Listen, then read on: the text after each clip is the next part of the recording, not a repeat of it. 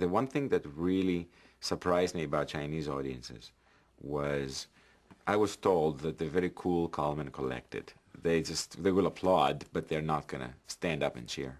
And don't expect too much from them, but don't take it personally. They just are like that. Couldn't be farther from the truth. These people are warm. They love music. They express themselves. They made as much noise as any American audience has ever made, or any South American audience, and so on. As far as the government was concerned, I was treated perfectly. They changed nothing that I wanted to say during the concert or do during the concert. I was allowed to perform maybe 400 yards away from Tiananmen Square 4 days before the anniversary of the Tiananmen Square incident. So they were tolerant, they were accepting because I was accepting towards them. But I was allowed to do my concert and say the same things that I say anywhere else in the world. And I could see China is such a big country, it's a billion too. There's a lot of people. There's a lot of people who are not educated. There is cities that are extremely developed, like Guangzhou and Beijing and Shanghai. And then if you go inland, you go into places to where people are maybe lived 200-300 years ago. I can see how Chiang Mai has a big problem in trying to move an entire nation of that magnitude to any direction. So I sympathize with them.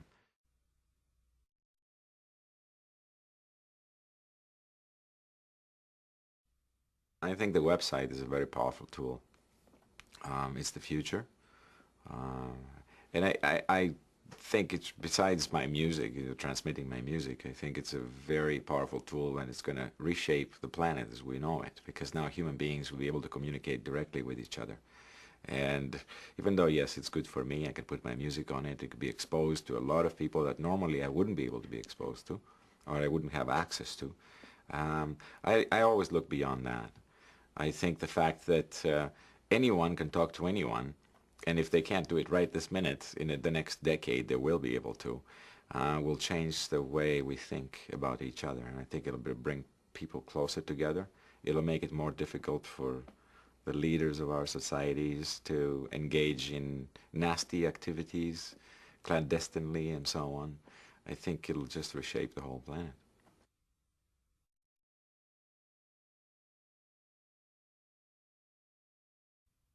My audience has been great towards me. Even people I meet on the street, they tend to be respectful. The letters that I get from my fans are sometimes move me to tears, and I'm not exaggerating. There are stories that tell me, the letters are not so much when we love your music, and they're not usually centered around that, even though they usually pay me a compliment of one sort or another. It's about they're feeling, most of them begin by, I've never written a fan letter before, but I thought you should know that. That's probably one of the most common fan letters written to me. And then they begin to tell me a story of how my music relates to their life, how it helps them go through one situation or another. For example, people who go through chemotherapy and the pain of chemotherapy, and how much the music helps them endure the pain and be uplifted and go through the battle. The music has been used for a myriad of other reasons. For example, when people lose a loved one, whether it's a wife or a father or son and so on. And I never had any idea that I would be affecting people in that way. And it's amazing. Pregnant mothers write me and say, they play the music for the baby. They put the speaker right on their tummy and play the music. I guess it calms the baby down, I don't know. Or they play it when they give birth to their children, or they play it during funerals or weddings.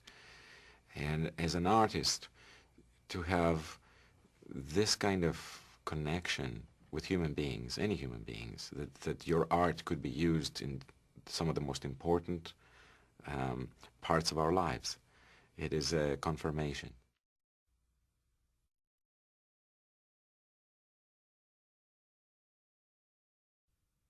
I hope that people will enjoy this new album. I certainly enjoyed making it. It's been a lot of fun. It took me about a year to do it, and I feel it's a very consistent and very enjoyable album. I think it could be used in a lot of different parts of your life. It does not demand your attention, your undivided attention, but I think it has a very strong mood that's consistent. I just hope people enjoy it.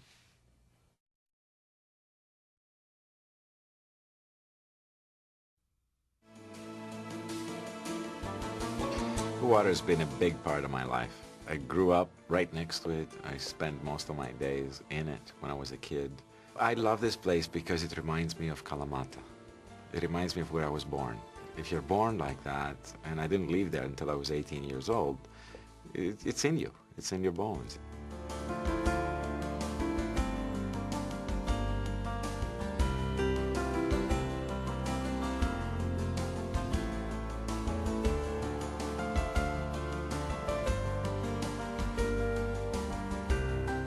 This place is spectacular. It's state-of-the-art digital recording studio, which was a dream of mine to have.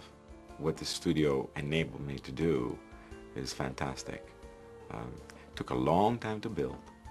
Had a lot of people working on this. Took a couple of years to design it and build it. But now, hopefully, I'll be working in here for the next decade or so.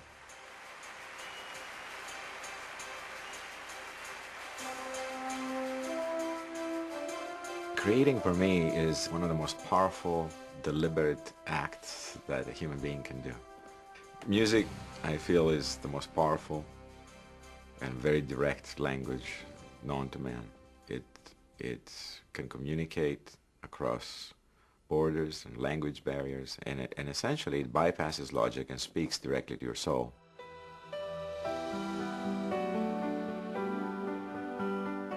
Music can communicate such delicate and subtle emotions that are next to impossible to describe with words.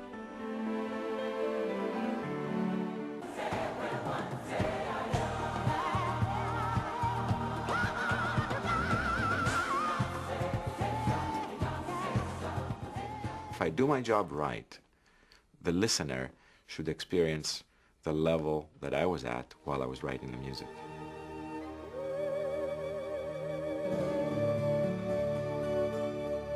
I took a year off after the Taj Mahal and the Forbidden City concerts.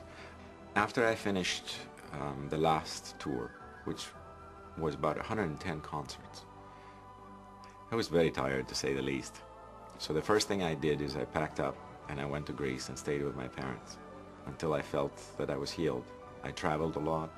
I went back to a lot of the countries that I toured at, but this time I had time to stay and drink their wine and breathe their air, eat their food, and just be with the people, and filled up with experiences, which I needed. So when I got here and it was time to record, I was bursting with ideas. I came in with an open mind. I had no idea what the album was going to sound like. I work on one song at a time, and I'm completely consumed by it.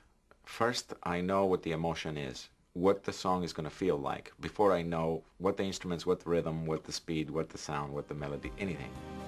I started a year ago. It was the most effortless album that I have ever done. It is a new direction.